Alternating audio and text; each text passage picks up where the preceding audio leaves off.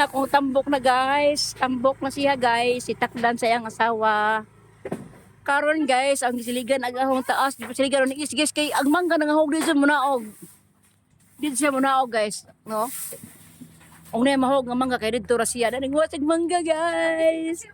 Oo. Oh. Nawa. Kasurti oy. Nahikap niya ang mga mangga sa taas. O di ba?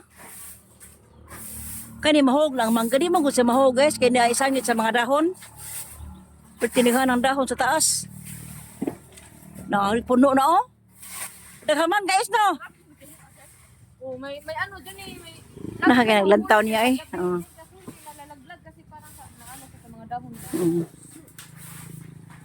Siligan na mo eh. Diyan o siya, masorte ni mo sa imong video nga nagtaas daghan nag followers no. Ahal ka na nag-view. Inya ang to karon mat kayo ba. Hindi na kata yung mamay pa rin na tumawa ko doon. Lain na pangutan na oy. La. Oh. Ay, nagsalpupuri di, hayaan mo siya sa buhay niya. Diba?